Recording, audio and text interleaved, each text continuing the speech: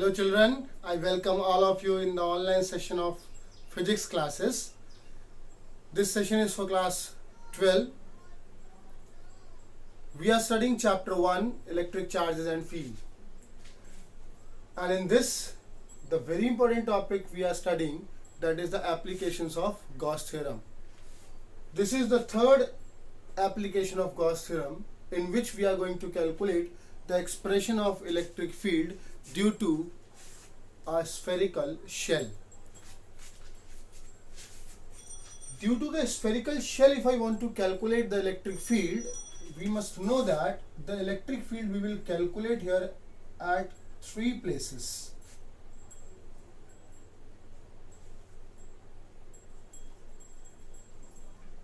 Inside the shell, number 2, on the surface of the shell, and number 3, outside the shell. In this we will calculate the expression of electric field at 3 points. One point which is inside the spherical shell. The second, when we take the same point on the surface of the shell, and the third one is outside the shell. So for that we must draw a figure of a spherical shell.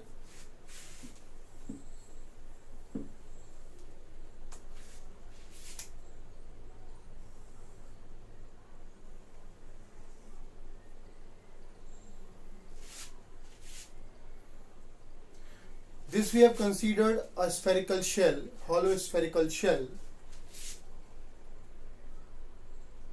and a uniformly charge is distributed on its surface. Uniformly charge is distributed on its surface, because charge can always be sustained on the surface. This is a spherical shell whose radius is capital R. Whose radius is R. If I draw the area vector for this spherical shell, then this must be perpendicular.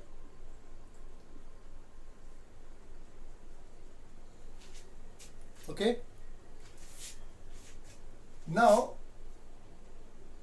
I am talking first what is the electric field outside the shell. Now let me explain you what is the electric field outside the shell. So this is the boundary of the shell and we want to calculate the electric field outside the shell. So at a distance r,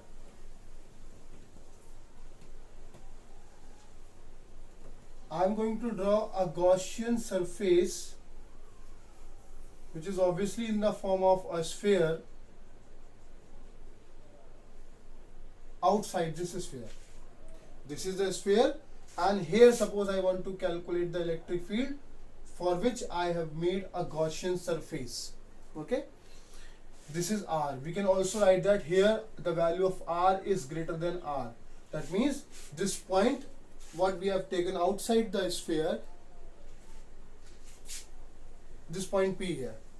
So again, area vector if I draw, no doubt it is perpendicular to the surface and outside.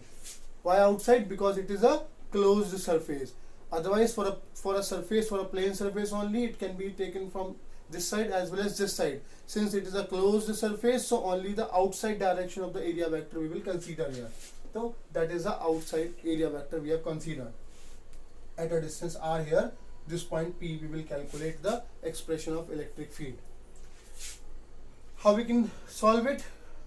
By taking the Gauss theorem, because here we are calculating the application of Gauss theorem.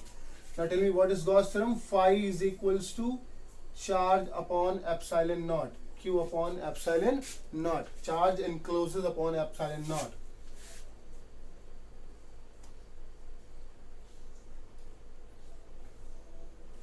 What is phi?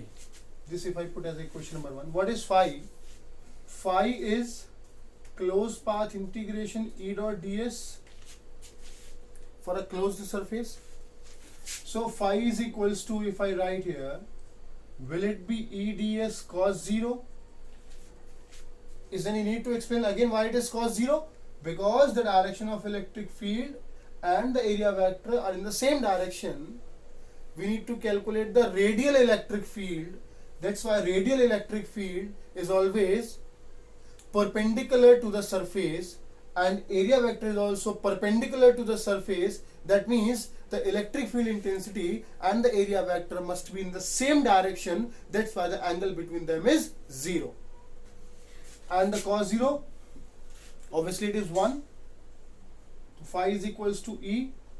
And what is ds? Is it in integration? Electric field is constant. In one of my videos, someone asked me, sir, how the electric field is constant since it is dependent on R. So we should know from this point, from the center of this sphere at distance R, from here to here that is also distance R, from here to here that is also distance R, here to here that is also distance R. It means that from this point, whenever we take on this Gaussian surface the value of electric field, obviously it must be a constant value. Isn't it so? Yes. So phi is equals to E dot ds. That value of E dot ds we can apply over here.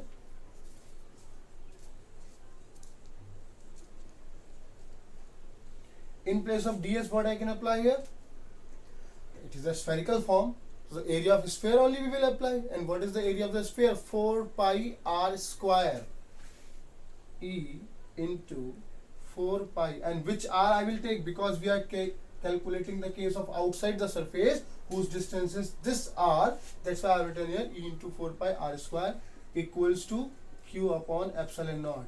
Remember this value of flux I put here. That's why E into 4 pi r square equals to q upon epsilon naught. So what is E?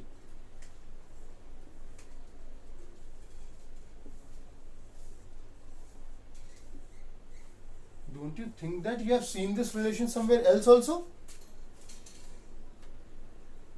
Where? In the expression of electric field due to a point charge.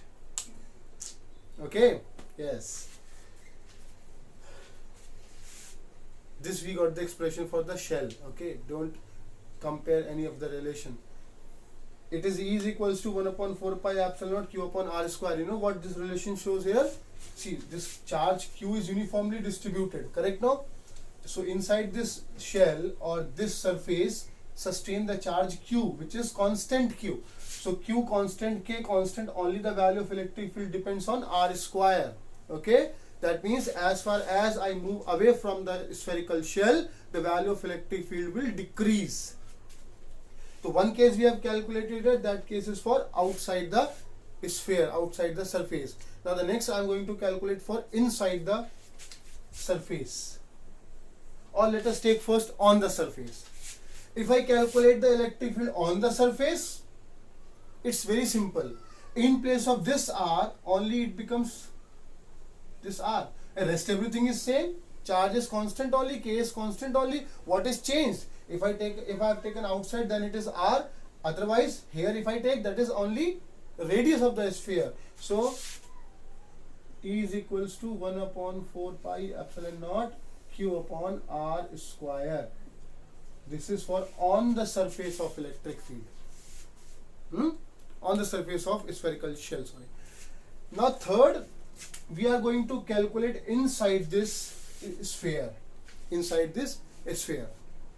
Now use the upper body. Use the upper part of your body. That means your.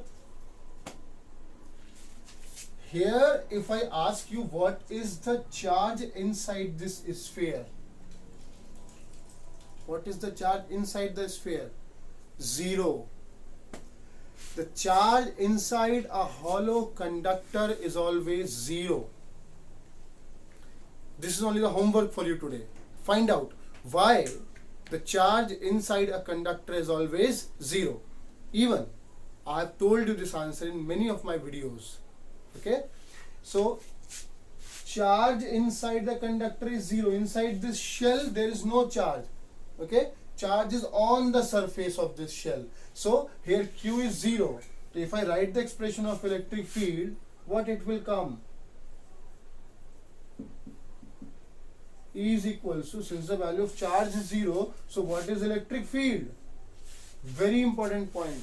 Since here electric field we got 0, but it is very important how it is 0.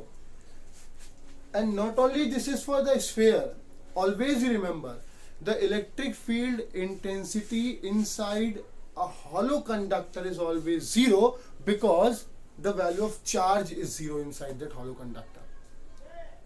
Is that clear? So here, this is the case of expression of electric field due to a spherical shell, thin spherical shell. This we have considered a very thin sheet of spherical shell, and there is a charge on the surface of this sphere uniformly, which is Q.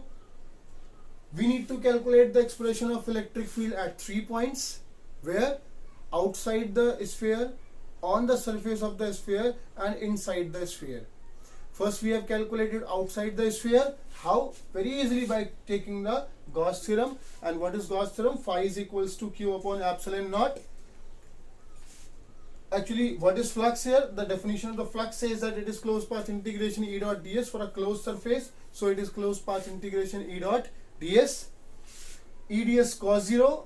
Again I am telling you why it is cos 0, because the direction of electric field and the area vector are in the same line, the same angle. That's why the angle between them is 0. Here it is 0. E, that is electric field, is constant. Why it is constant? Again I am telling, because from the center of this sphere at the same distance we have made a Gaussian surface. There is no change in R. That's why electric field must be a constant value on this surface. The electric field we have taken out from the integration, and the whole integration becomes the surface area of this sphere, which is 4 pi r square. Apply the value here in the equation number 1. We will get the expression of electric field outside. For on the surface, only the radius will change. That is, in place of small r, it becomes r. And the third point, wherever we calculate electric field, whether here, here, or here, whenever we calculate inside the sphere electric field, it will be 0. Why so? Because there is no charge inside the hollow sphere. There is no charge. The charge is 0 inside the hollow conductor. That's why electric field is also 0 inside a hollow conductor. So here, in case of the shell, electric field inside the shell is 0 outside, and on the surface I have told you what it is.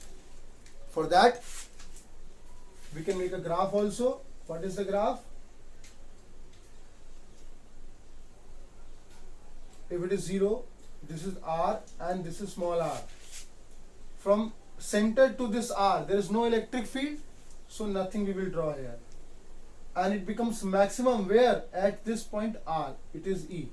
At this point it is maximum. And then after, as we move away from this shell, it becomes inversely proportional. So if I draw the graph, it will be like this. Inside, no electric field. On the surface, maximum, and as we move away from the surface of the sphere, the electric field goes on decreasing. So this will be the graph. So I hope you have understood this topic, which is very important, application of the Gauss theorem. Along with it, most of the topics of the chapter 1 I have told you. This topic is also very important. Keep revising it. Go through the notes, prepare your own notes, so that it is very easy to understand each and every topic by you. Okay, stay home, stay safe. Thank you very much for today. Okay, thank you.